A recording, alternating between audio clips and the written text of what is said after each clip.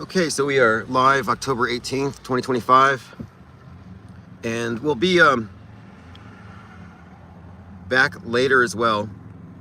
I just want to recap the last, 24 hours. Discord has been extremely busy, so if you're not on Discord, you are likely missing a lot, but I try to find the best ideas that we bring up during the day, conclusions and whatnot, and talk about it. And I'll reactivate the AI agent very soon that does the summaries with the audio overview.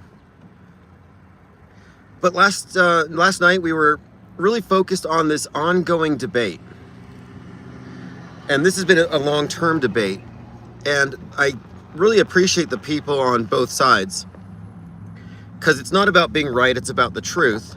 And it's about intellectual honesty. And we see a lot of examples of fallacious reasoning, which needs to be called out.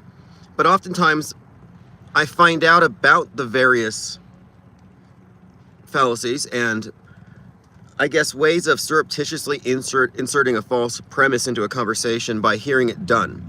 So for example, someone had used what's called the appeal to possibility. The appeal to possibility fallacy, which is, well, you can't rule anything out. Someone is trying to convince me you can't rule out that maybe higher powers are involved in the predictive programming content. I'm like, yeah, I can rule that out. That would be a divine fallacy. But they say you can't rule it out. You have to have an open mind. And that argument is called the appeal to possibility. That just because something might be possible is an argument for its existence. And it's really kind of frustrating when someone can't concede to the impossibility of what they're suggesting. So as we've been progressing on this conversation about the instances of psychological operations attended by parallel content and entertainment, we've confronted numerous straw man arguments. Like, you guys are cherry picking, or you're just noticing coincidences. The new thing is these are mere coincidences. Case in point, of course, the CK event and the Erica Kirk thing. And so the explanation has been the reason why these high profile big events have stuff in the Netflix or Hulu that perfectly match it in certain ways is merely coincidence, which is the mainstream view. So the mainstream view is coincidence, or you're just overactive in your pattern recognition. The alternative view is it must have a supernatural cause, whether it means simulation or some variant of that. Even if they don't say simulation, they'll say synchronicity. So synchronicity is to suggest, yeah, it's a coincidence, but it's a magic coincidence from the universe. And I'm saying, no, the universe isn't involved in reinforcing propaganda events by tapping into the movies and the video games and the books. So this has been like the explanation for years. So this is where our debate starts. So the latest version of it is, these are mere coincidences and we're just cherry picking, or we're just exercising selectivity bias. And if that were true, it would still be amazing, because you would have this bizarre occurrence where, why does every single PSYOP have an entertainment counterpart paralleling it, targeting the same demographics that are being hit with the operation itself? And so this explanation for coincidence makes sense if you're looking at one event in isolation. But we have been observing this consistently for years in the IPS think tank. Our empirical research really flies in the face of it being a mere coincidence. And so in this debate, there are some who say, well, if it's not a coincidence, you can't say it's man. It's got to be a higher power. So there's this weird fixation among certain individuals, and I guess it's just because this is an entrenched belief of theirs, that these are wildly supernatural, bizarre, mind-blowing connections, and there's no way man could engineer it. That is called appeal to personal incredulity. Like, I can't understand, or I can't believe that orchestrated events could be so, I guess, prevalent throughout the media ecosystem, where it's not confined just to the news, but it's in the movies and the books. Like, man couldn't be in all these different platforms and propaganda vectors at the same time. Like, who's coordinating this stuff? So what I've been doing is working on demystifying the conversation. Like, let's just remove the divine fallacy, and let's just be really precise about it. Let's look at the presented evidence. And I notice the people who call it, quote, coincidences don't look at our evidence. Instead, they call us crazy, which is very mainstream, and we're used to it. But objectively speaking, it is the mainstreamers who are crazy, in the sense that their worldview is a Truman Show, a divorce from the real thing, a schizoid break. So technically, they're the crazy ones. We're the objectivists here. Now, here's the thing, though. Last night, after hours and hours of this debate, and it was going on for like 24 hours, and I don't get tired of it. I don't get frustrated. I don't devolve into name calling or anything. I'm totally fine being wrong. Like, prove me wrong, change my mind. And if you could convince me that what we're documenting is the result of something supernatural, then that's great.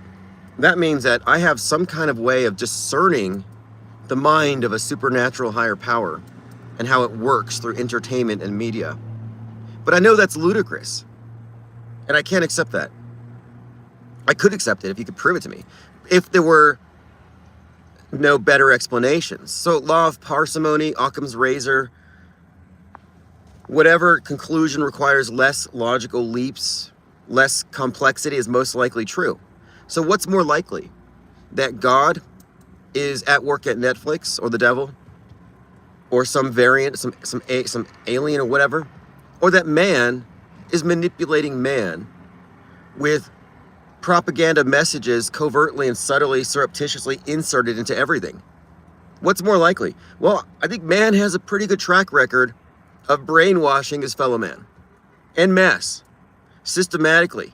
I mean, this is high-tech bread and circuses 2025. It shouldn't be difficult to conceptualize how you could have mass-released entertainment content reinforcing whatever they're faking on the world stage. Now, we know this is the case, but I'm not in an echo chamber. I'm trying to make this intelligible to people who aren't in our group, so they can see our reasoning. So I had this debate with a particularly intransigent individual who I consider to be a paragon of intellectual dishonesty. Like, the most intellectually dishonest conversations I've ever had. But I'm fine with it because I'm learning. Because of this person, I learned about the appeal to incredulity, the appeal to possibility, and other ways that you can use rhetoric to try to get over somebody's logic. I had one person tell me, you can't use this logic because the universe doesn't run on logic, in regard to a couple of statements I had made. Point is, it's been very productive. So here's two of the things where I think we've really advanced this conversation ever since the CK event. For one, it has us looking at timelines.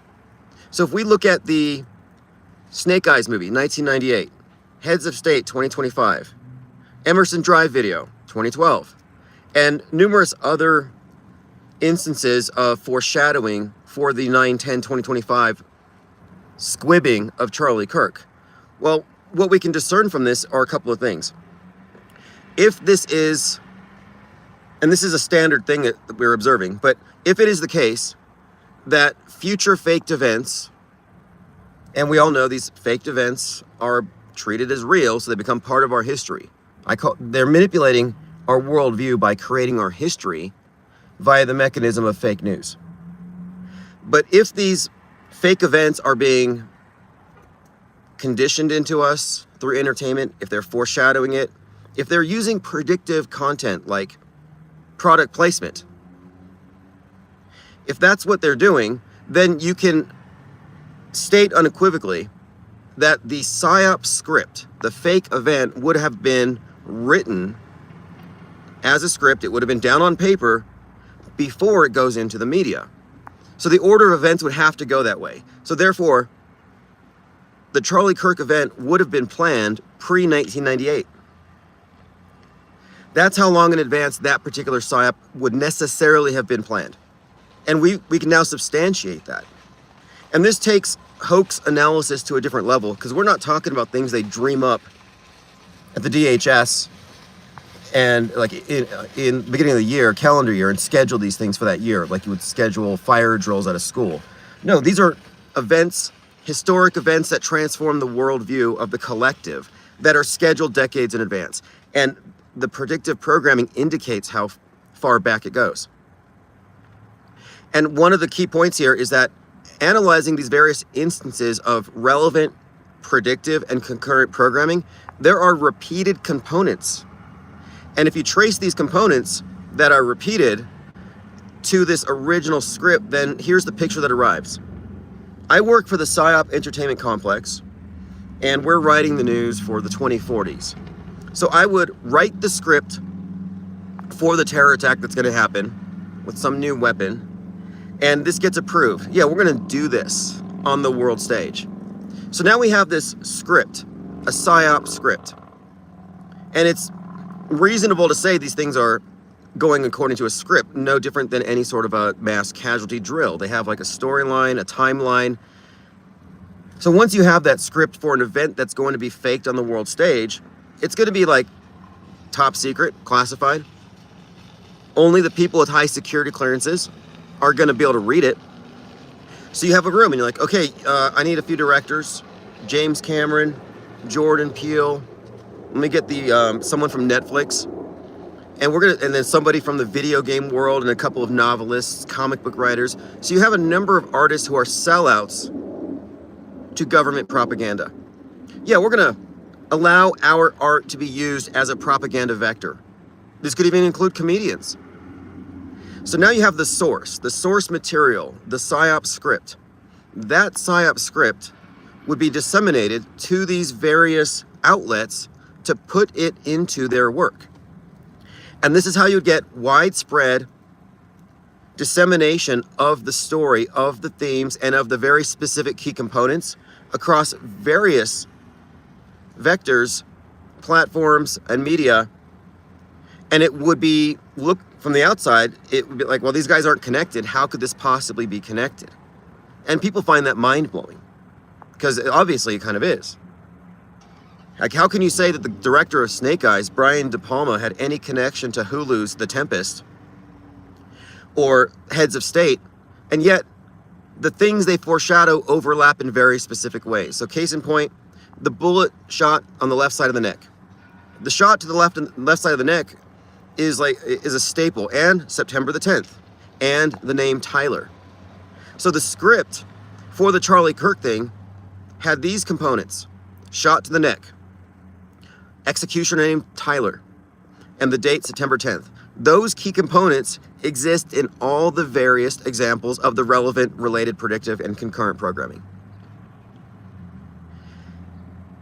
Now, it gets even more interesting now when you look at the fact that some of the predictive content, like Erica Kirk in the music video on September the 10th, 2012, talking to Tyler in the comment, says, "Well, Tyler, that was a great shoot." And that's the video that references 9/10. So Tyler, 9/10, Erica Kirk. Then we have Charlie Kirk on episode 33 of Thought Crimes talking to a guy named Tyler. And he says, "Hey, Tyler, I'm in favor of televised public executions." And what does Tyler say? Tyler says, the last public televised execution was September 10th, 1977 in France, referring to a guillotine, neck wound. But you see the connection here. Both of these characters, both Charlie and Erica, are in content where they're referencing the date and the name of the killer and the theme of the execution or a shoot. So now, some will say these are mere coincidences, that these individuals are dropping these very specific foreshadowing hints. But if these are mere coincidences, then that kind of contradicts the idea of them being actors because actors read scripts. Scripts are not the result of improv. These would be engineered coincidences, or, as I call it, foreshadowing or predictive content. But it goes on though, because this whole thing starts with Charlie Kirk, but the story really just begins with Erica Kirk. And what does Erica do is takes over the organization, and then you have the public response and all this. But the corresponding character to Erica Kirk in these movies takes over her husband's organization. So in Hulu in particular, it's the Young Republicans. And the widow takes over, and she's accused of faking her grief. She's accused of being part of the conspiracy to take out her husband. So if you followed the Erica Kirk story, it tracks with Hulu's The Tempest after 9/10 in multiple ways. And there's a bit of nuance here. In fact, again, they dropped those episodes on 9/10, so you have the exact timing, the exact scene happening on a #1 Hulu release, as happened in Utah. But then the following events over the next month track with Hulu's character arc, the Erica Kirk character.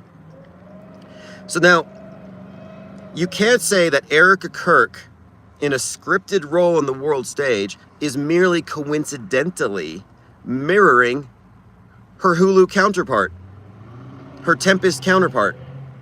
And we're just scratching the surface here, just to make the case that if you're going to say that it's a coincidence, then explain to us how an actress, a crisis actress, whatever you want to call her, how is an actress paralleling her predictive programming counterpart?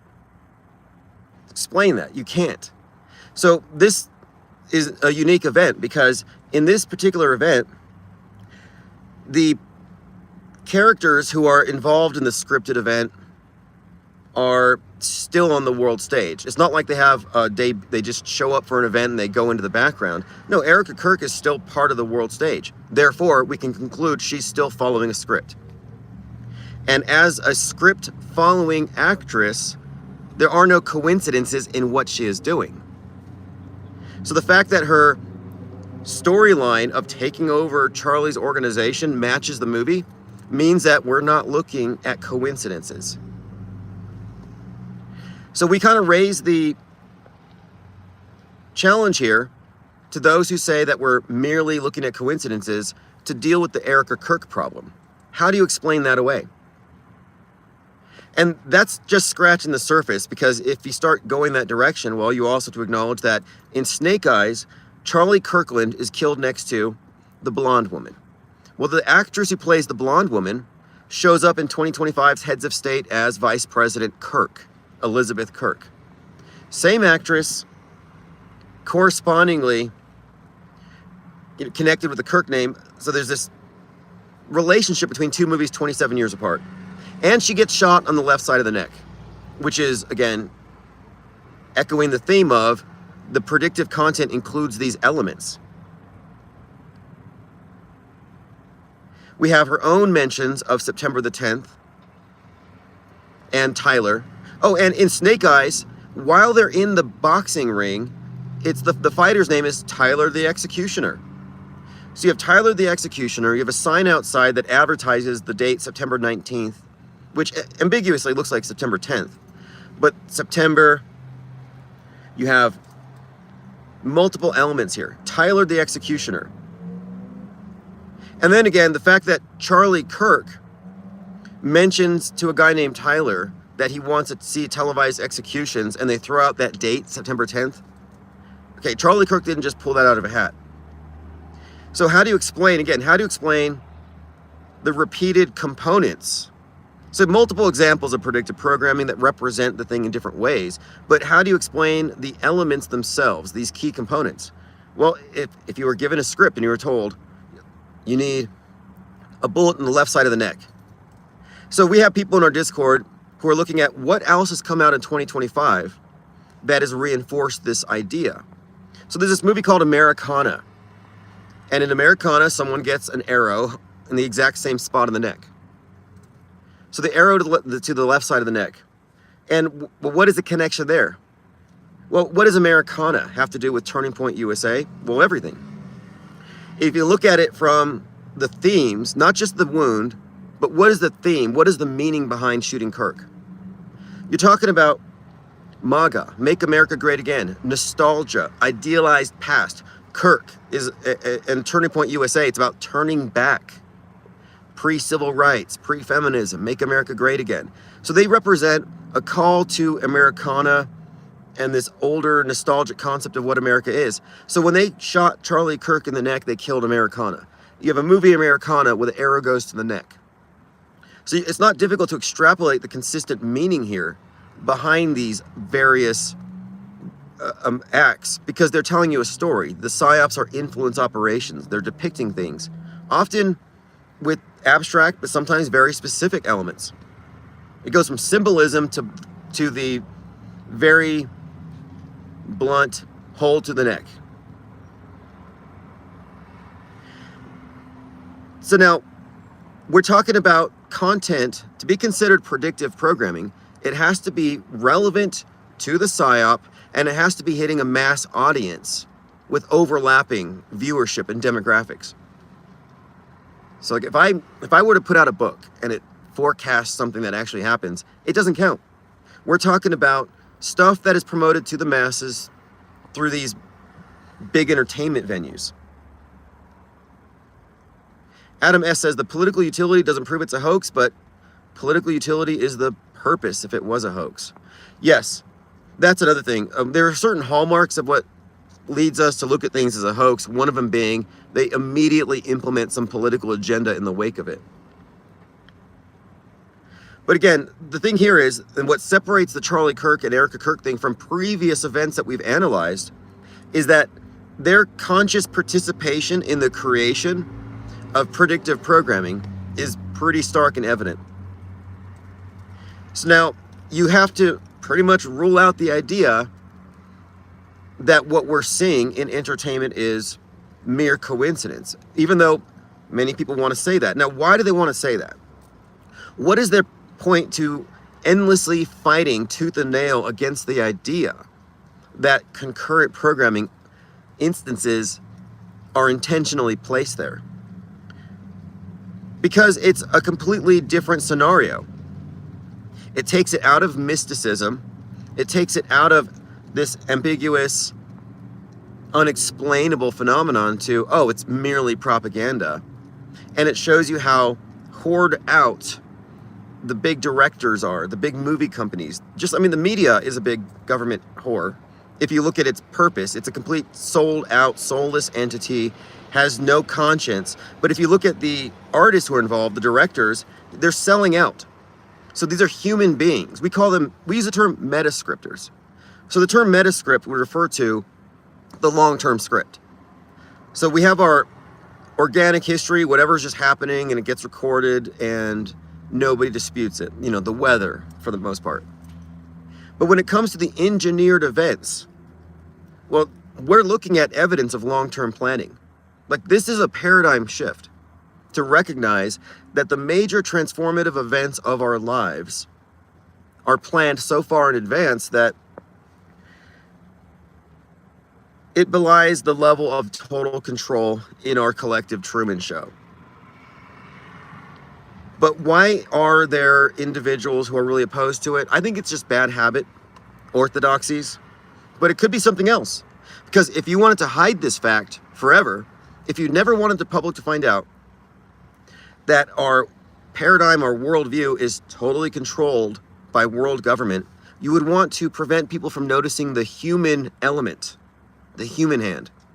Let them think God is doing it. Let them think it's a synchronistic phenomenon. Let them think they've seen through the Matrix when they watch identical things happen on the news and in the movies. No, it's conditioning. It's product placement. It's habituating you to something, normalizing something before they make it happen. Because we're not just talking about the fabrication of history for the purposes of the vanity of the power elite and their creative control. No, we're talking about how they influence culture. They change society. They change minds. We're completely malleable. And if you were to reveal this, if people understand what we're really saying, well, we can point to individuals who have no plausible deniability. You realize if Charlie Kirk is not dead, we have a list of names of people who would undoubtedly have been involved in that little staged event, the squib department. And then that would raise some questions. And people might want to know. And if you had enough numbers, there would be some pressure. And so they can't have that happen. They can't have their system break. And that's what we're threatening to do here. We're kind of breaking it from our perspective. We're breaking out of their illusion. The masses have not yet. But when you get into the other elements, so the Hulu thing, the Tempest, or Heads of State 2025, overlapping actress, overlapping names, overlapping themes, and very specific key components, it all traces back to the idea that the Charlie Kirk event was planned a long time ago. Well, this is a pattern that is consistent with every one of these events we've examined. And we've been looking at individuals like, okay, the president, Donald Trump. Earliest instances of Donald Trump predictive programming is 1958. Track down. We have other examples. You got in the 80s, you have Biff Tannen. But these are deliberately created characters that are modeled off of Trump. So you can see the elements here of influencing how you perceive characters on the world stage years in advance, preparing you for these inevitabilities. I mean, if you were watching with this perspective, the media from the 60s to 2001, yeah, you would have expected the towers to go down. We have so many new things that have come up recently, like John Frankenheimer. Isn't it interesting that John Frankenheimer, the guy who created Manchurian Candidate's mind-controlled assassin idea, the director of the Manchurian Candidate, which preceded the JFK assassination, was noted for its eerie similarities. Yeah, he was associated with the Kennedys personally. The guy who invented this idea of the mind-controlled MK Ultra assassin actually drove RFK to the Ambassador Hotel in 1968, where he was killed by a mind-controlled assassin. So Hollywood, movies in general, certain directors are involved in using entertainment to help advance this fake history agenda. So fake news is bigger than fake news. You can talk about fake news all day. It's kind of subjective. It's opinion based. Oh, your news is fake. No, your news is fake. It's like this partisan thing. No, both of them make fake events, but there's a collaboration here. It's beyond partisanship. We're talking about faking history because they're creating these historic events. Read your history books from the last century, and what are you going to find? You're going to find the mainstream version of everything, the fake version of everything, including all the simulated events.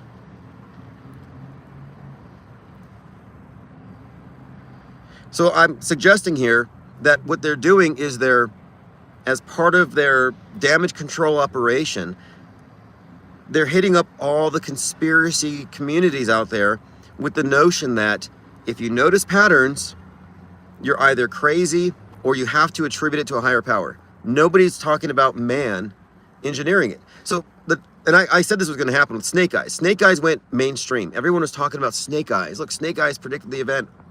But none of them were talking about Hulu's The Tempest, because it's easier to wave away a movie from 27 years ago. But how can you wave away a movie released on the day that tracks with the story, with Erica Kirk's character, and even Charlie going over there to South Korea and having the youth Republicans pray for him 4 days before the event? So it looks to me like with this event, we have a conundrum for those who want to say it's mere coincidence or any other explanation. We've ruled that out. Again, this is just logic. This is just the extrapolation from what we've seen. You cannot posit that the actress Erica Kirk is merely coincidentally living the same storyline as this Tempest character. So what I'm saying here, is the PSYOP script is what informs the propaganda. The PSYOP script for the future event is given to directors. It's given to writers. And it's one of these things where it really does, I think, advance this conversation, and it's worth talking about. So again, if you think that we're only covering coincidences, you haven't done your homework, you haven't done your due diligence, and the latest event here is very inconsistent with that. It's actually incongruent. Let me go through your comments before we go any further. So it's a big deal as far as this conversation goes, because anybody saying it's merely a coincidence can be ignored unless they can explain Erica Kirk and her predictive and concurrent programming counterparts and the specific elements of Tyler, neck wound, September 10th. Again, Tyler, neck wound, September 10th. Tyler the executioner, the last execution. Thank you, Tyler, for the great shot. I mean, this is, again, progress. What's up, King Ravana? Thirst for truth. Do it less. Intelligent counterspell.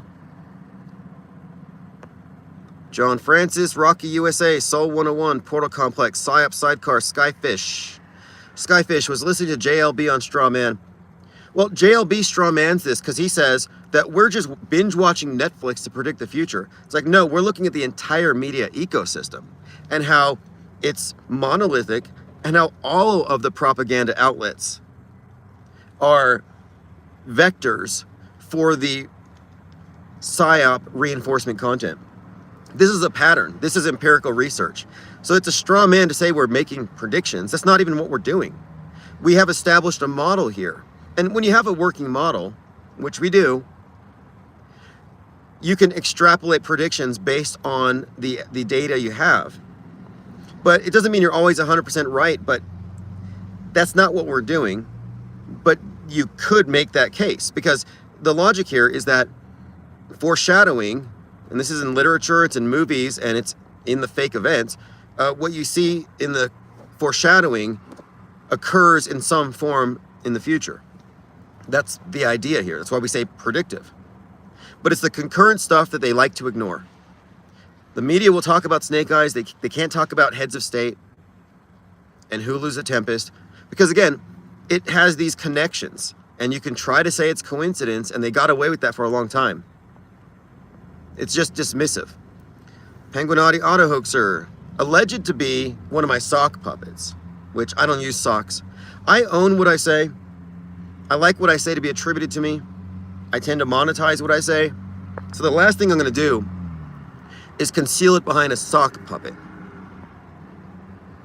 Soul 101 says, we are privileged to see how the narration of history gets twisted. It's right here in the making.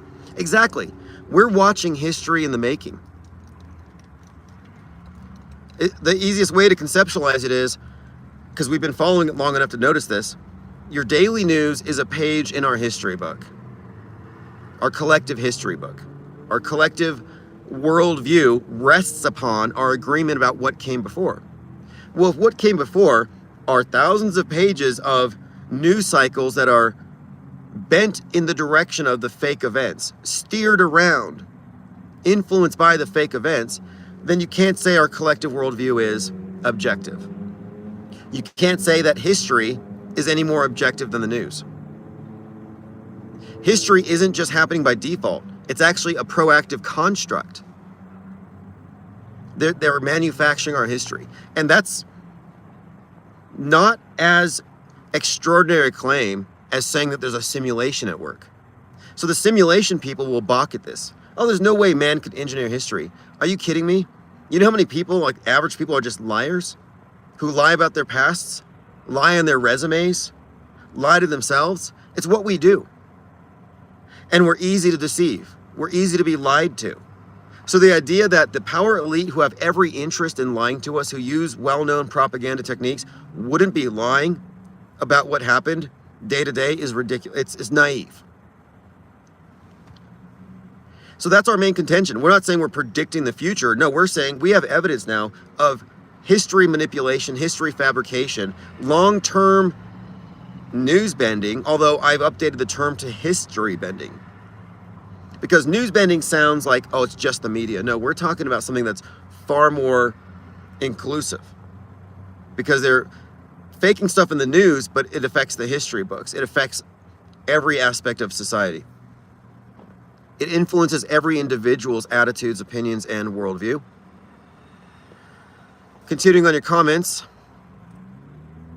Lieutenant Weinberg says, I saw Charlie yesterday hanging with George Floyd in Valhalla. Yeah, I assume they're out there drinking Coronas. Joined by 777. Intelligent Counterspell says, did you guys see the Israelis that were Googling the names of the school, the shooter, and the surgeon 2 days before? I've seen that story coming up. I don't know if I trust it. It could be true.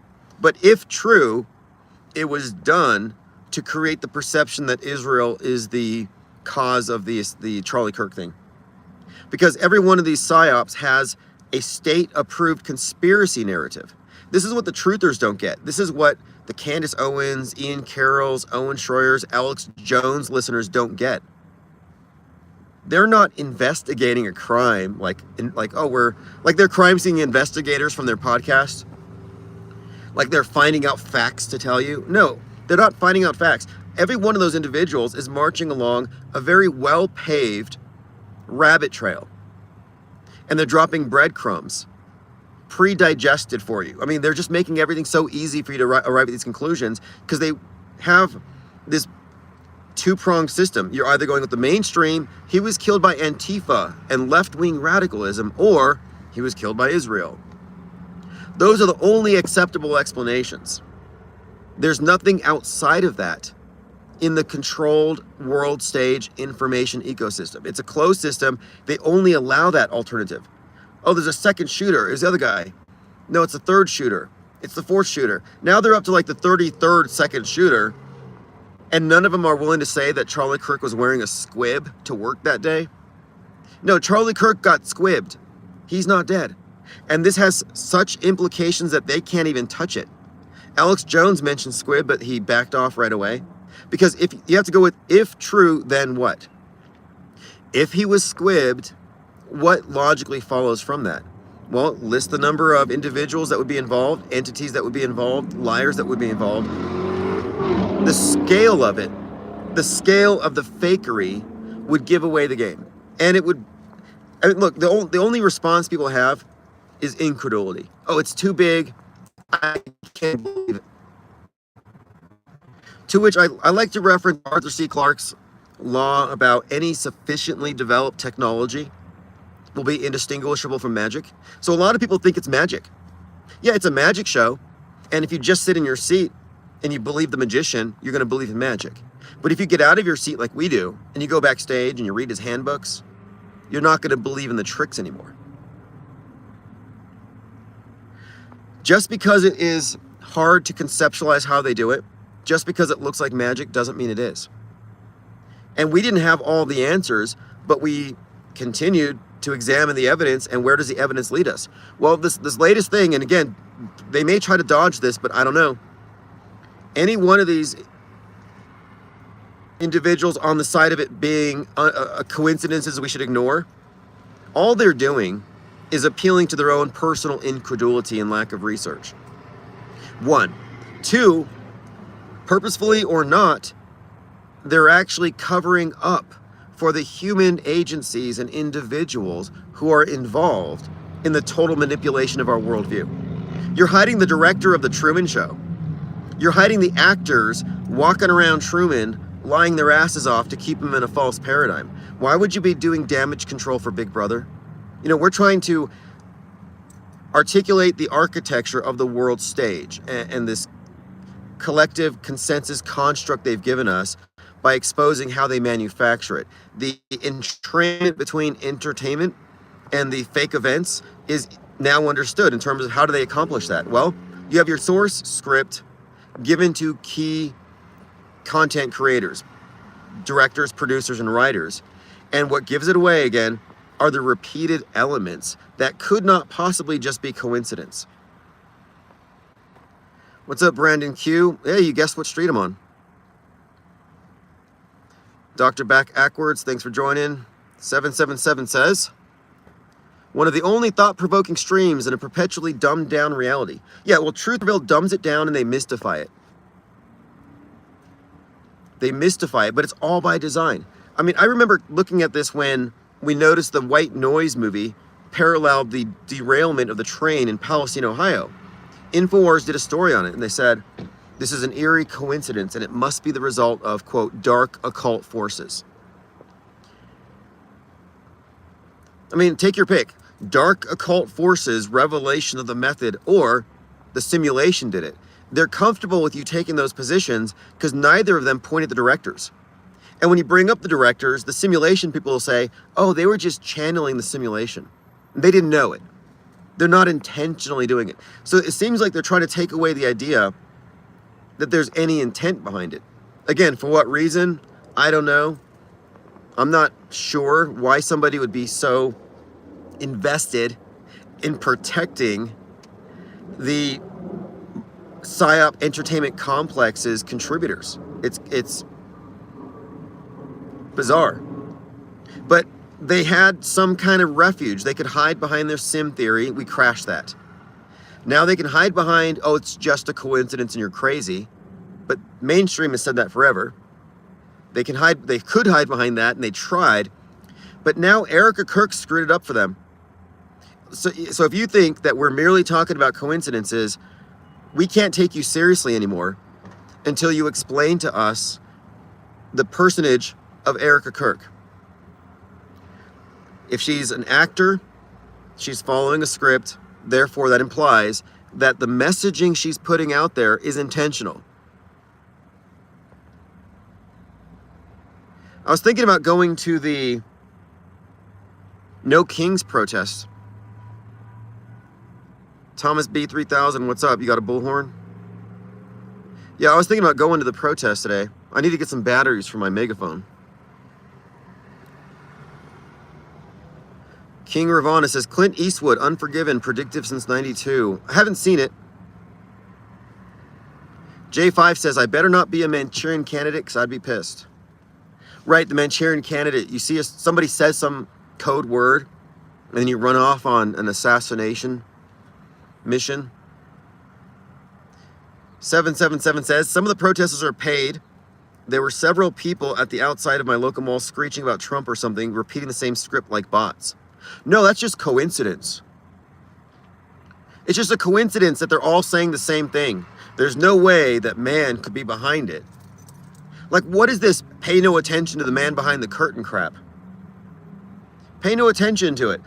No, this is where our research has led. It's led us to the point where we have a growing list of metascriptors, of individuals who have lost their plausible deniability.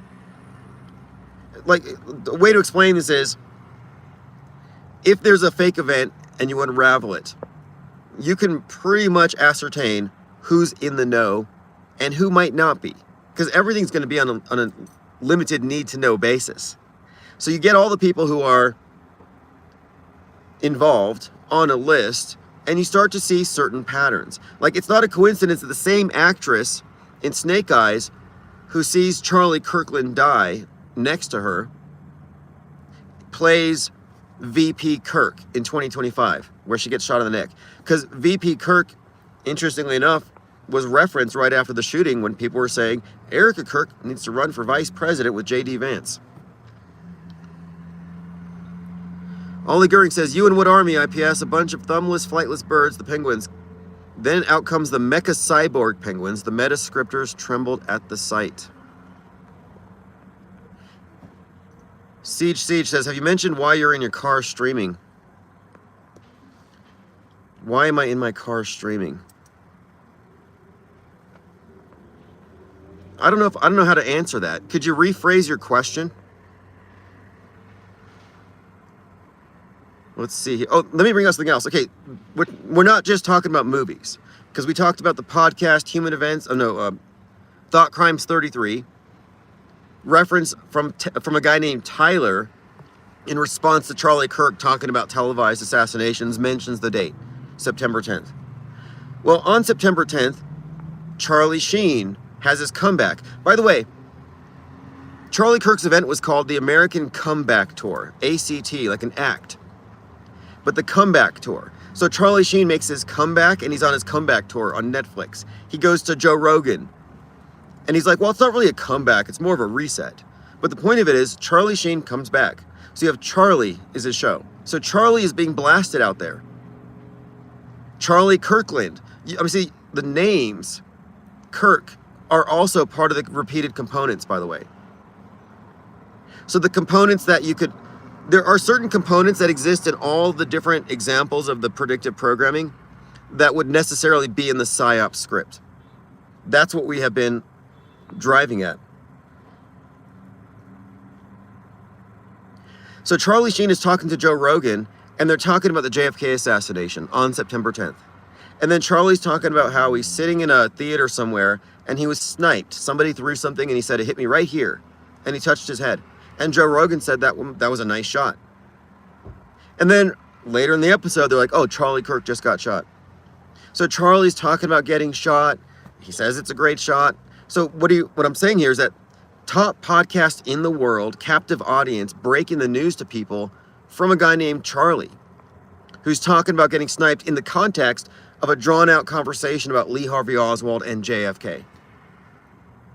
So what you can say from this is, again, certain people in media are propaganda vectors for PSYOP reinforcement content. It's not just the movies, it's the books, it's the video games. Who knows who's tapped, how extensive it is, but this explains the wide array of outlets for it and people involved who are not connected at all, although they're getting something from a singular source. So in Newsbenders, this is described as the Central World News Services. We have the equivalent. Andrea says, quote, I'm thinking that faking history goes back to the beginning of civilization and history. It's just human nature to get a bunch of your friends and prank and control those around you with the magic show. Yeah, it's like religion. Religions all have fake histories, have you noticed? Find me a religion that doesn't have a fake manufactured history. Somebody. Find me a religion that's not rooted in its own mythologies, borrowed, stolen, manufactured, with fake miracles, fake martyrs. Sound familiar? Fake martyrs? Charlie Kirk is literally a martyr now, written into the script to create this Christian nationalist movement that is completely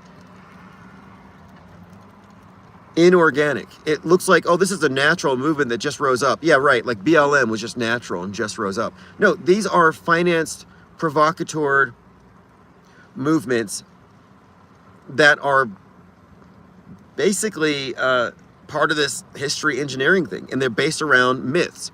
So Charlie Kirk's and George Floyd's deaths, I would describe these as martyrs, but I would describe them as contemporary myths. I would describe other things as miracles, like walking on the moon. It's a miracle for the state religion. But I agree with the comment that it goes back. And speaking of which, a lot of people are comfortable talking about fake history, like, oh, Tartaria and the mud flood theory suggests that our history has been rewritten.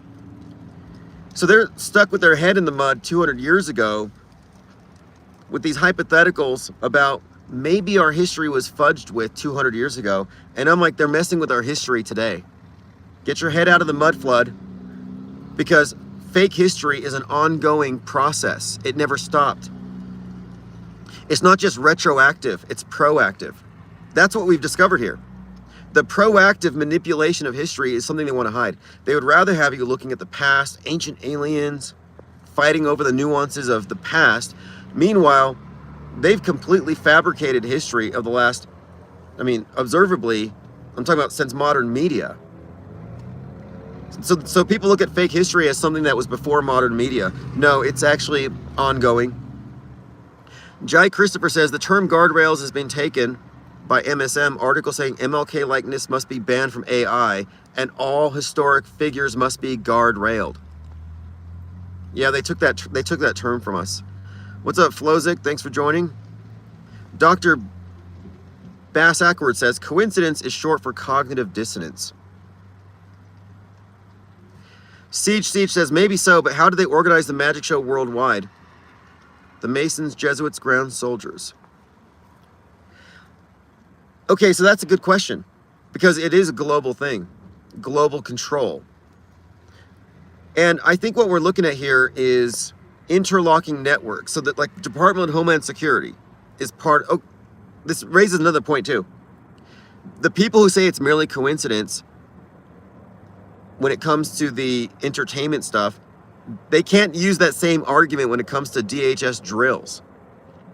When a major event like 9/11 had 88 drills for terrorism going on that day, or the London terror bombings, which actually had a BBC documentary about terrorism that night, had 2 drills going on in the same tunnels where the supposed bombs happened. So the fact that we have drills going on shows you that this is indeed government. It's not just media. Government is using media to fulfill its ends. There's also, I mean, there's barely even a distinction between the two. Imagine that, entertainment as a wing of government. Bread and circuses. It's not new. Kevin Mooring says Kirk and Floyd viral videos. Yep. Also the neck thing. Knee on the neck, shot in the neck. There's some symbolism in that, I'm sure. So to answer the question of Siege, maybe so, but how do they organize the show worldwide? That's the big reveal as well. Because when you examine what we're examining, it leads you to the recognition that this is global in scale. So now it kind of makes you question, well, wait a minute here. How is it that there's total control over media in every country? How are they all unanimously agreeing on this? Like the Tempest is in South Korea, where Charlie Kirk had just gone. Well, it's because, and this is something they probably don't want you to think about, there's only one government. Like, to speak in terms of, like, beyond these little minor distinctions without real differences, there is an overarching power. We do live within a one world paradigm. You could say religion. You could say collective Truman Show. And I call this the world stage. The world stage is the world that humanity agrees it lives upon, even if they disagree on the nuance. And the world stage is mostly a product of what came before. What puts your now, your present, into context? Well, it's your past. It's our past. It's what happened yesterday and a year ago, 10 years ago. And so now when we're talking about our frame of reference is a big pile of lies, well, that's your worldview. That's your lie world order. And it's so vast. I mean, what gives it away more is the space program.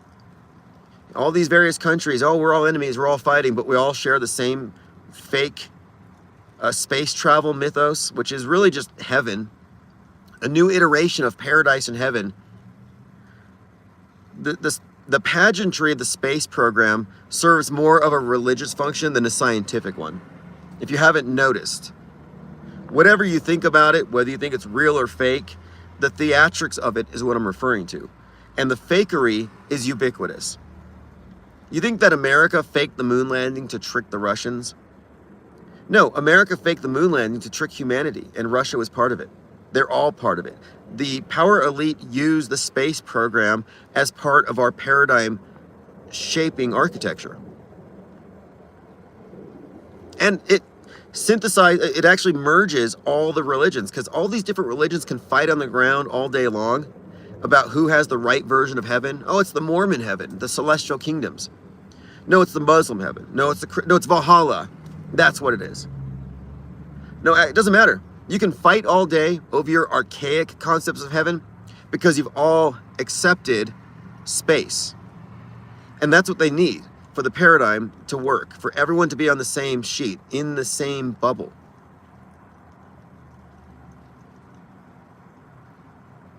M. Smith says, please thumbs up.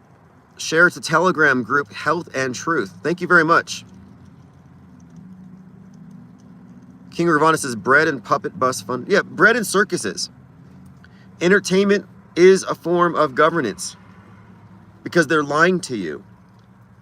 It's not even, I don't know if the word is lying. I guess it is. Because a lot of people aren't consciously lying, but they're their entire premise, whatever they're doing, rests upon previously accepted lies. So to be on the world stage is to accept its lies. So what happens if you recognize those lies and you don't believe them? You're a non-believer. But where do the non-believers go? Well, you can't go to the conspiracy realm. You can't go to Trutherville because they're still part of the lie world order system, all of them. The only alternative is to form a platform separate and distinct from the mainstream and the alternative. And that would be the off-world stage, which is new. We invented it. We started it. And it's not going away. But the terminology needs to be more widespread. People who are looking at news with an informed lens, who are looking at news and entertainment as part of the same mechanism, who don't get emotionally entangled because they know it's fake and staged and engineered, they don't have a place in Alex Jonestown because they refuse the Kool-Aid. They don't have a place on Q Street because they won't hit the Q pipe. Where do they go? Where do you go if you're not a red pill junkie, a propaganda mule, if you're not triggered into the red pill nightmare? Well, there wasn't a place before. Well, we found a place. It's called the off-world stage perspective. So there's perspectives now that we need to really emphasize the distinctions between. The mainstream perspective interprets things in a very specific way. ChatGPT is a mainstream, meaning it's guardrailed. It won't say certain things, it won't go down certain paths, and it will correct you like a guardrail to put you back on course. ChatGPT's perspective is therefore mainstream mediation, which refers to the generic programming, MSM. The conspiracy theorists, though, their POV is MSM+. It's a subset of the mainstream, and it's the mainstream with some embellishments and a scapegoat story about some dominating world power stationed in Israel. That's why Charlie Kirk's assassination conspiracy theories all point to Israel. That's part of the basic story. But those who don't believe it was real or who recognize that Kirk got squibbed, they don't have a platform. You think they're going to talk about that on Fox? Hey, maybe Charlie Kirk's not dead and maybe he was wearing a squib. No, they don't go there. This is not a platformed perspective. The off-world stage perspective is not the same. If you're still in the box where you're confused, your thinking is confused and you can't understand how these are intentionally created alignments that we're discussing, your perspective is MSM, that's why. Because the distinction between yours and ours is that the off-world stage perspective is inclusive of media fakery and the integration between news and entertainment. What I term entrainment. Same propaganda message, multiple vectors, including news, including entertainment, including podcasts and influencers and everything else. So Lily Bell says, I wonder how the No Kings protests are going down. Went to town. The only thing was a farmer's market. Yeah, I think it's a little late in the year to be protesting. It's not like riot season where you can stay out all night burning dumpsters. It's getting cold. Looting. This isn't exactly looting weather. Well, it's kind of, I guess it depends on where you are. But May, June, peak BLM 2020 riot time.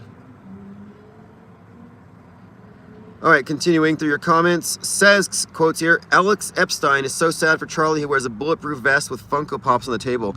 Alex Stein, okay, there you go. Somebody who has no plausible deniability. Alex Stein, crisis actor, he blocked me. I told him fake dead kids' lives don't matter. He blocked me for that. I think it's funny. And I thought he was a comedian. Fake dead kids' lives don't matter. Is that not funny? Because he was at Uvalde crying over a pile of teddy bears and votive candles, weeping for the dead kids. I'm like, wait a minute, when did he become Robbie Parker? Alex Stein came from Cheaters. And I briefly interacted with him when I was the production manager for Dark Matter. And he and the producer of Dark Matter were both former employees of Clark Gable's grandson. You know the king of Hollywood, Clark Gable? His grandson had a reality TV show called Cheaters. Well, two of those employees were in my circle for a little while, and both of them broke their NDAs to tell me everything is fake. Alex Stein said, every episode of Cheaters was fake. We just tell people it's real. But we can't tell you. I'm like, well, you just told me. You just broke your blood oath to brag. My point is, he went from reality TV to reality TV. Because you can't tell me that the news doesn't have reality TV elements. These are,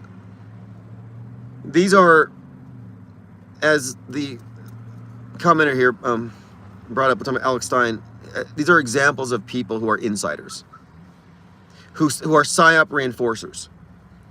Stein went to other events as well to cry over fake stuff. It's not like he's going over there to expose hoaxes. No, he's allowed to go there to tell a certain story.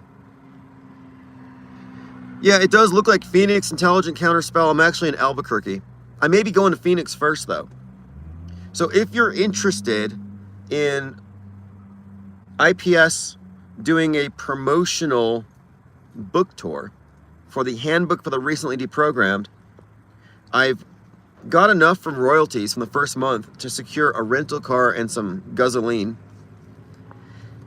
So the next thing is to organize a series of meetups where I will do book readings and a live Zoom conference. I may do these at bookstores, libraries, doesn't matter where, but we want to get started on it. We want to get our ground game going. So if you want to see that happen, just support the channel and I will do it. I'm already working on something. I'm working on a 45-minute presentation to explain our model, to explain World Stage, Metascript, PSYOP Entertainment Complex with specific examples and why we've arrived at the conclusions that we've arrived at. But I'm working on a whiteboard explanation with infographics and diagrams so the newbie who's never heard any of this stuff can listen to it and either be entertained or informed, but they won't turn it off. They will have to think about it. Once I have that, then I'll take it out on the road. And I'm looking at a number of places, viable places where I know I can get 10 or 15 people and likely a local content creator possibly. Intelligent Counterspell says the channel Days of Noah is putting out some great information. Yeah, I'm familiar. A lot of great channels. And that's one of the things I want to do, is I want to reach out to these channels who figured it out. Like, I don't care about normies. If you think these things are coincidences, stay in your Truman Show. We don't care. If you're still thinking that Israel killed Charlie Kirk, stay in the MSM Plus subset, a deeper level of programming. Enjoy it. What we're doing here is we're reaching out to those who have deprogrammed. If you have deprogrammed when it comes to the recognition of media fakery, if you're no longer following the program. So what is the program? Well, the program is the metascript. It's the fake history. It's the fake news / fake history. So people seeing through fake news are not going with the program. We only are interested in those who are deprogramming because it's an active process. You can't say you're deprogrammed because you don't trust the MSM.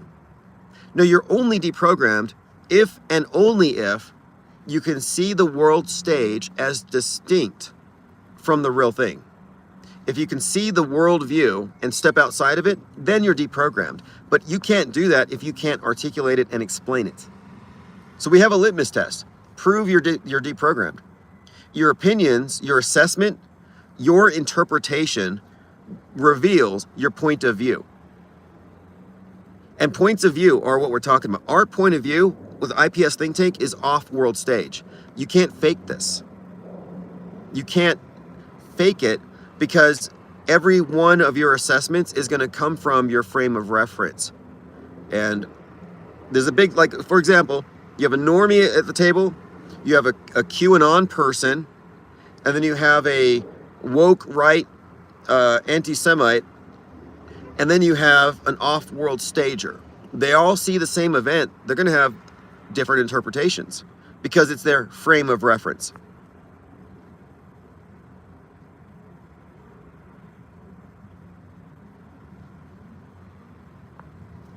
The libs of TikTok is getting the Epstein files supposedly. See, Epstein files are fake. Epstein files are for the woke right. Epstein files are for the conspiracy theorists, the accepted conspiracy theories about how Israel controls the world. Because the idea is that Jeffrey Epstein worked for the Mossad and he compromised America's politicians, and that's why they control America. It's very simplistic. And they think this is going to vindicate us. They've been teasing out the Epstein files for years. Nothing's going to happen. We should be looking at the Metascript files. We should drop a list of actors, directors, crisis actor, podcasters like that we mentioned before. We could come up with a list of people who are undeniably insiders. Yeah, this person has signed an NDA. This person is complicit in the manufacturing of history.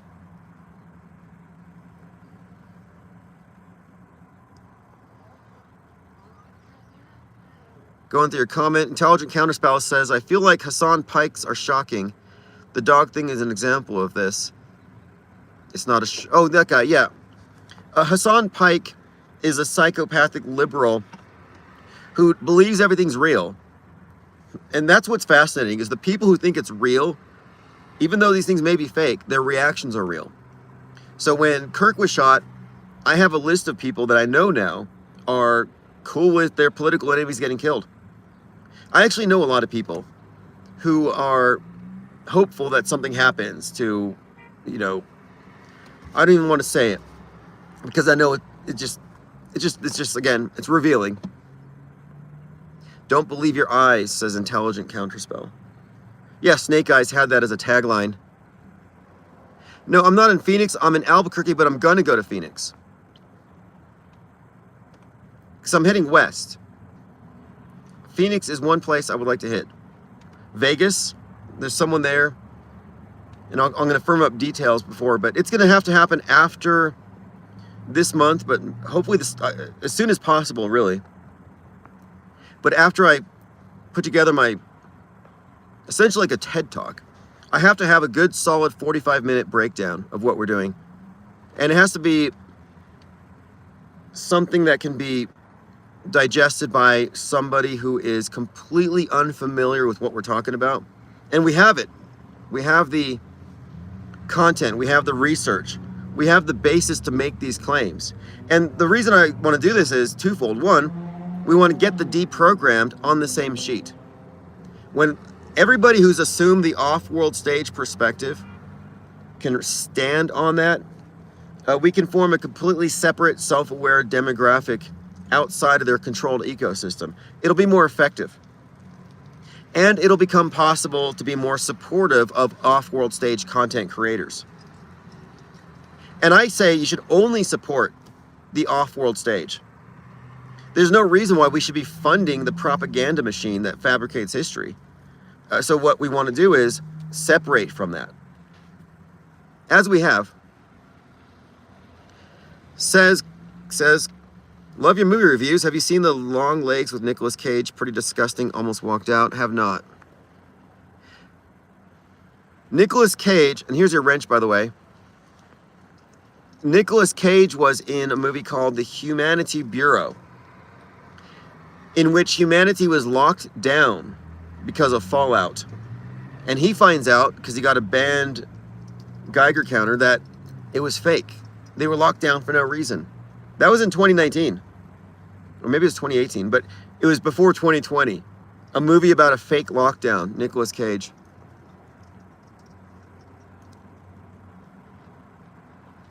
Curtifest says he's in his car streaming because we're all broke in Trump's America. You're funny. That's true.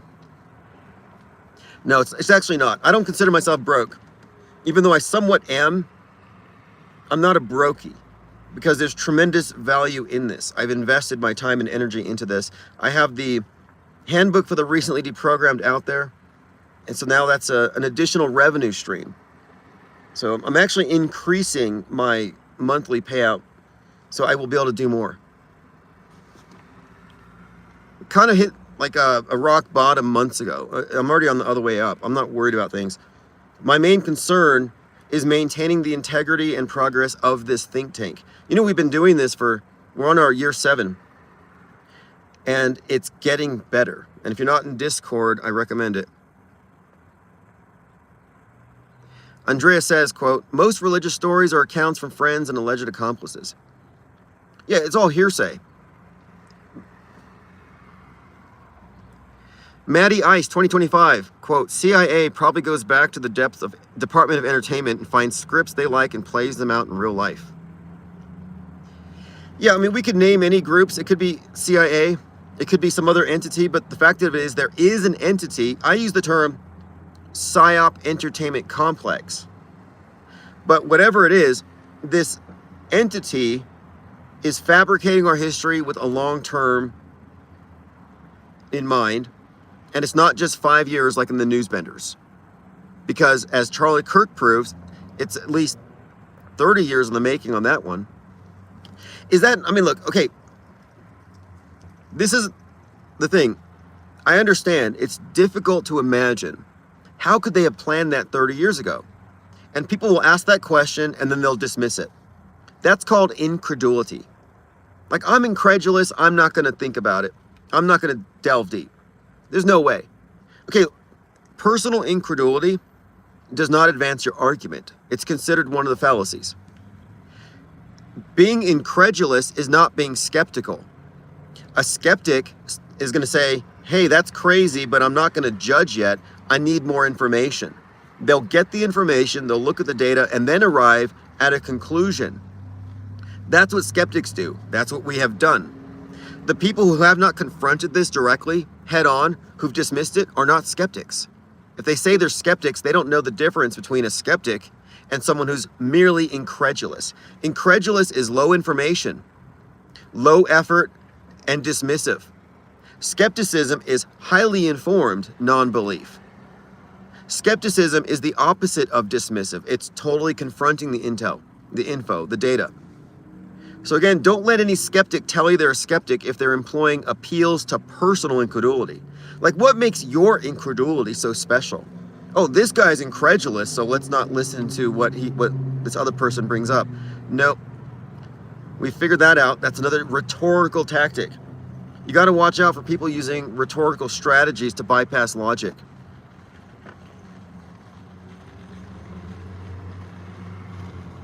Okay, I'm trying to catch up on your comments. There's so much. Venomous, Meet the Savage says, what better example of history bending than 1984? People read the book and think of the future when it's really now.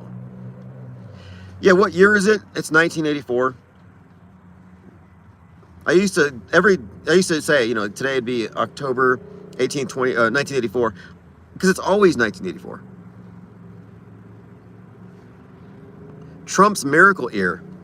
Yeah, I was thinking about Trump's miracle ear.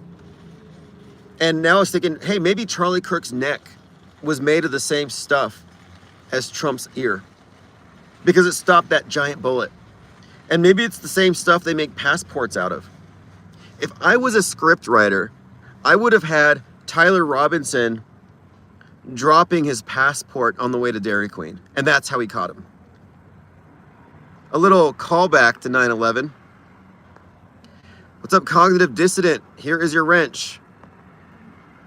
Venomous says, I can come up with great ways to spread terminology.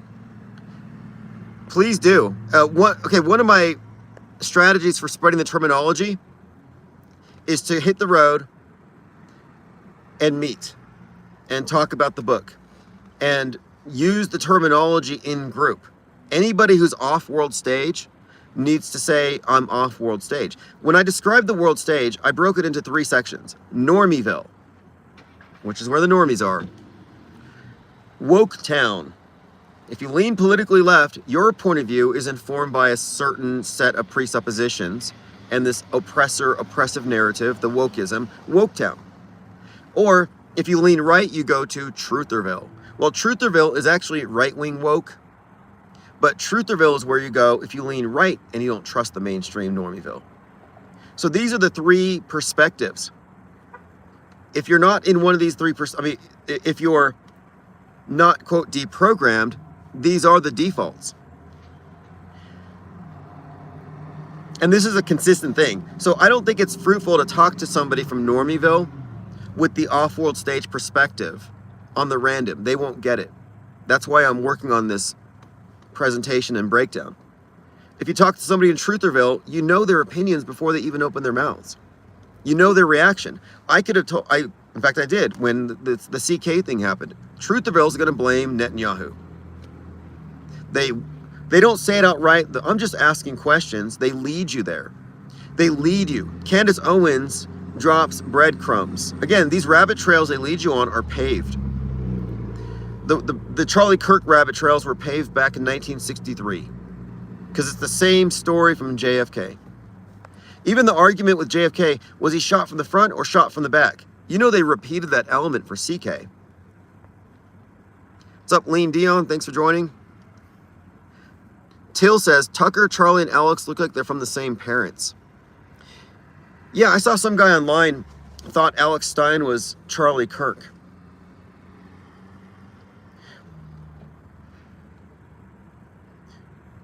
Now, if this was reality, Stein would have been the one kirked. Not for anything that he says, but just because he's so damn annoying. Nice, constant elevation. Just saw some No King protesters. Pretty sad looking. Yeah, where's the energy of the protesters? They have to be paid to do stuff. I should have gotten a gig. Maybe I could have funded my trip by protesting. Homeless Incel Jesus says, do IRL streams where you black pill homeless dudes in Cali about the programming. You know what? That would be interesting. You mean like just talk to some people on the streets like that? I've done that before. I mean, I casually engage people and I bring stuff up, or I have in the past. And I find that people are very open-minded when it comes to dialogue and entertain questions, because there's something entertaining about what we're discussing. Eddie F., anybody who doesn't get it, it's because of their perspective. And if their perspective is mainstream mediation, in other words, they're standing on the world stage, they're not going to get it. Because that perspective does not account for news bending. It doesn't account for long-term plan. Like, this shouldn't be hard to understand if you just look at it in its basic elements. If you're going to do a mass shooting casualty event, at a school or something, it's going to be put on a calendar. Oh, in 3 months, we're going to have a mass shooting simulation for the students to learn how to hide under their desks. Okay, so that's planned in advance. Now, they plan another one. We're going to fake a shooting at the Annunciation School. Well, how far in advance do you think it was planned? 6 months? A year? 2 years? It doesn't matter. The further back it's planned, the greater the case for, oh, they're engineering our history in advance. What's the difference between planning something 20 years in advance and 1 year in advance? Absolutely nothing. It's fundamentally the same. And by the way, the Annunciation School shooting was preceded by the movie Weapons. Tons of overlap. And both of them touch on the Charlie Kirk event. Mizell says, yes, definitely you get a visual with terminology for newbies. Yeah, I'm going to do visuals. I can explain with graphics where people are, where their points of view are. And I think the AI thing is going to be really helpful here, because everybody understands what they're interfacing with when they're talking to, chat, GPT, whatever. It has a knowledge base. It has guardrails. And everything it says is going to be filtered through that. So once you understand that our minds are guardrailed by our presuppositions, by our belief systems, you can relate to it. So basically, if you're a mainstreamer, you have ChatGPT's point of view. If you're in Trutherville, here's your separate set of underlying assumptions. And people are very much in the boxes. They want to claim they're free thinkers, they're off the grid. You're really not. If you're not PSYOP aware, you're a normie. If you're a truther, you might know about PSYOPs, but you may not know about the extent of the Psywar. You might see the individual fake trees, but you miss the forest of fakery. So we're here with the big picture. Intelligent Counterspell says, this channel is probably one of the best to get good info. Thank you, and it's going to get better. Lieutenant Weinberg says, Tim, have you looked into the Newsbenders possibly being an inauthentic video as it was... Well, it was a play, 1968. And the actor who was in it, by the way, his name is Donald Pleasant. He played the president during World War III in the movie Snake Eyes. In Escape from New York, Snake Eyes, the character. Escape from New York. Donald Pleasant, president during World War III. He's also the actor who was the villain in one of the James Bonds. Interesting actor. And then the journalist who was brought in to the news bending department, he was going to be the voice for HAL 9000. Interesting information there when you look at the connections, because HAL 9000, Stanley Kubrick, 2001 Space Odyssey.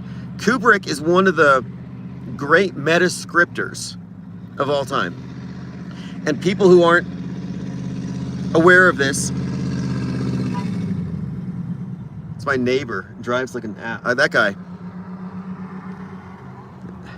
I've had that person behind me before. It's a psychopath. Anyway.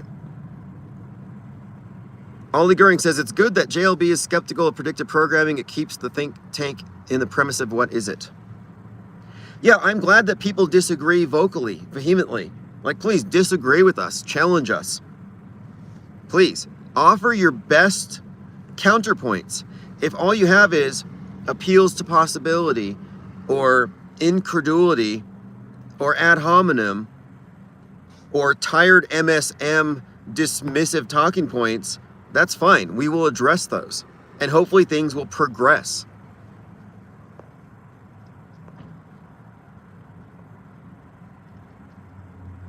Armin Ra says, apart from any pre-existing tendencies, anyone recruited is trained to stay in character 24/7, which causes disassociation.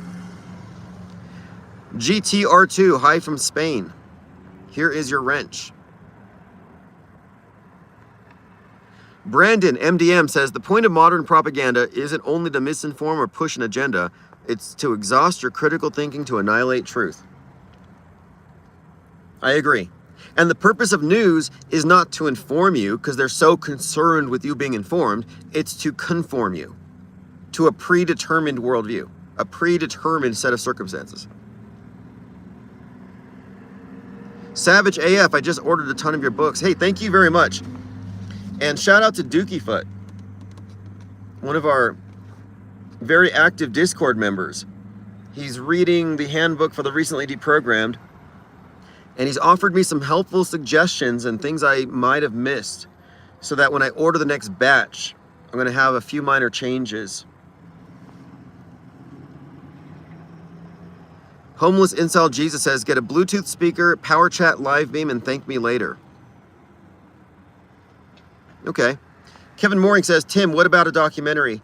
You know, I do have an outline and a script for a documentary called The Auto Hoaxer, but it was meant to be, when I conceptualize it, it's going to be created out of a compilation of the content I create on the road.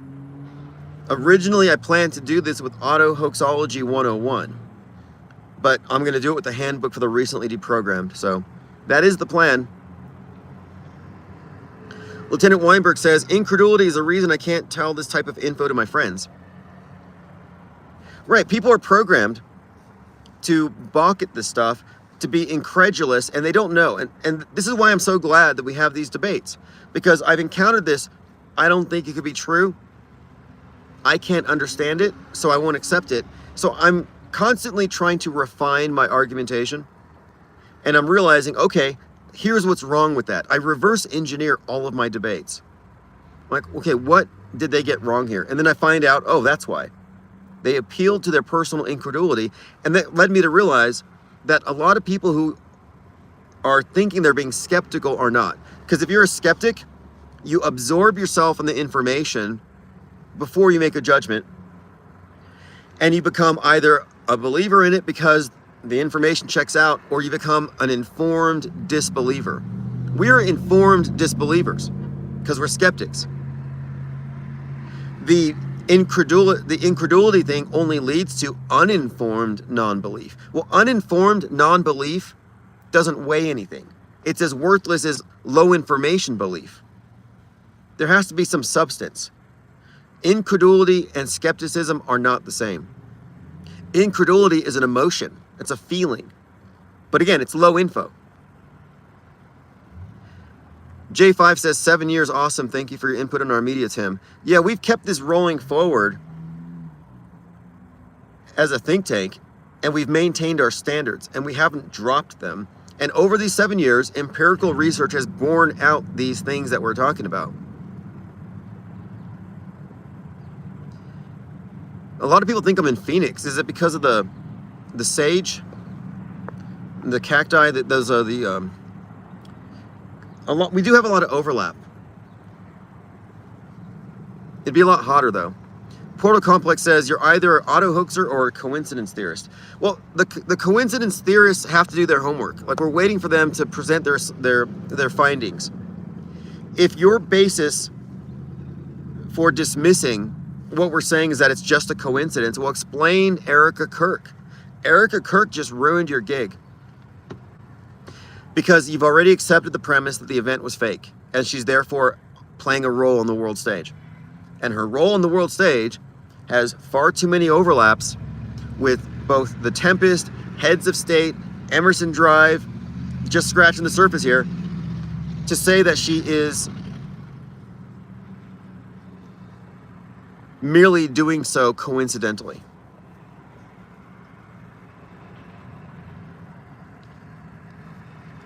Okay. Yeah, well, 777 says, I wish we had more call-ins. I prefer to do a call-in show. That's why I need to get an office space so I can set up again. Lasers Go Pew Pew says, if I was a script writer, I would have had Tyler drop the rifle while ordering ice cream. And then a long, awkward silence. Yeah, so Tyler Robinson goes into a Dairy Queen after shooting Charlie Kirk, and the rifle falls out of his pants. Because they said it was like in his pant leg or something. I don't know. And if you saw that picture of him in Dairy Queen, he looked like Lex Luthor in that photo. His face. He was next to a Superman poster. And then they compared Charlie Kirk to Superman because of his Man of Steel neck. Donald Pleas, yeah, okay, look, I think I'm getting really close here to the end of my battery life. Scrapper Bob says, my family thinks it's disgusting that I think the Charlie Kirk was fake. Okay, now that's a interesting point. That's why when I confront the people who are mainstream, I talk to them from their point of view. I don't go outside of their bubble. They're in a bubble. But if I wanted to be combative, I would say, I think it's disgusting that you blindly follow along with the belief that has enabled the mass manipulation of human populations, specifically the youth demographics who are traumatized and targeted by that psyop. You, by believing it, are actually part of the trauma mind control agenda attached to it. You're part of the polarization process, maintaining the bifurcated Psywar. Like, you're part of the problem if you believe this stuff. If you're a media fundamentalist, then you are part of the big deception and all of the things it brings out in people. Like, look at the negativity, look at the hate, the vitriol, the bloodthirsty left applauding the assassination, the right wing embracing this neo-Christian fascism. Like, you're part of that problem if you believe it's real. So the people who believe it have lost the moral high ground, not to mention the intellectual high ground. So no, the people who want to shame you for not believing, for being a non-believer, they're the bad ones. They're the problem.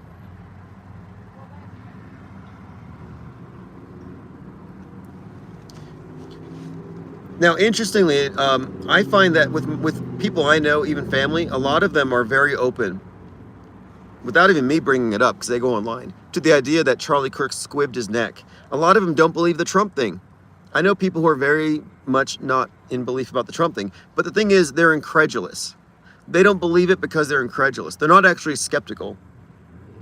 Because if they were skeptical, they would ask deeper questions. Because if the Trump thing was merely a magic show, if Charlie Kirk's death was not a snuff show, not a snuff film, but a magic show, if you really ask that question, and that's what you think, then you would naturally ask follow-up questions, and it would unravel the entire world stage.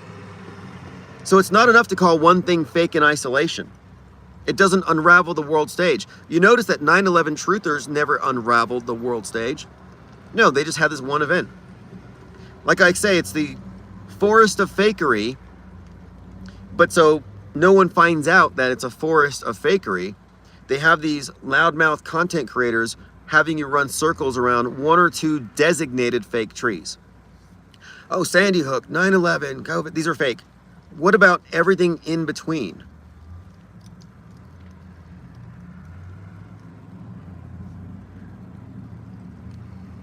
But this is a paradigm shift, and it's not platformed. People don't have a context to understand what we're saying. That's why I think it's important to get the handbook for the recently deprogrammed, a skeptic's guide to the theater of Psywar, out into the world, so we can start getting the deprogrammed to adopt the right terminology, jargon. We have to use the right definitions and also understand how definitions vary based on point of view. If your normie friend says fake, your truther friend says fake, it's different than when we say fake.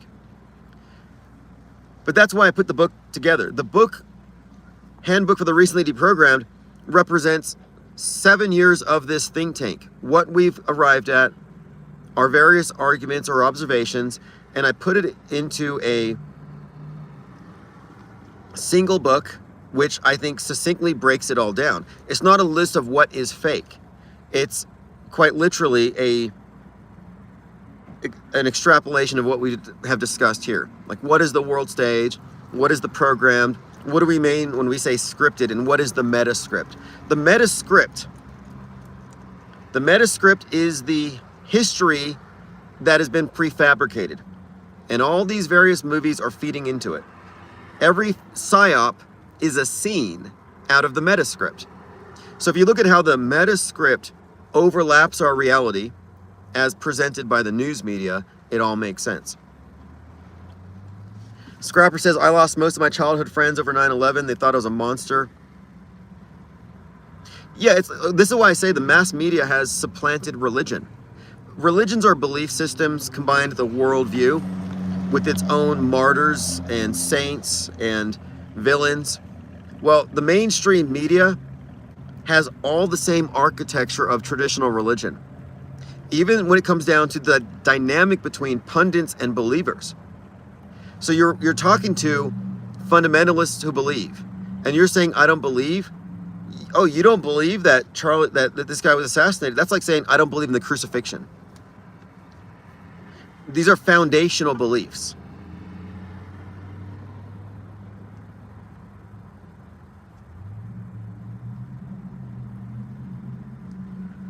All right, well, this has been great. We've been live here for about 93 minutes. I will be back later. I just wanted to catch up. Again, we made some serious progress in our online discourse. It's not always pretty, but it's always entertaining. And what we have arrived at is this. If you think you can dismiss the fabrication of history through the merging of government and entertainment and psyops, if you think you can dismiss concurrent and predictive programming as mere coincidence, you have it on you now. The burden of proof is on you. Explain Erica Kirk's presence on the world stage and how it overlaps with a scripted corresponding character in various movies. Well, music video, movie, 2 movies, music video, podcast appearances.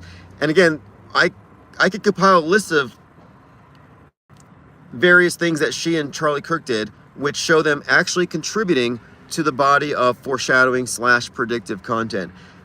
You can't call that a coincidence, as far as I can tell, at this point, because we agree actors read scripts. But we'll see. We shall see.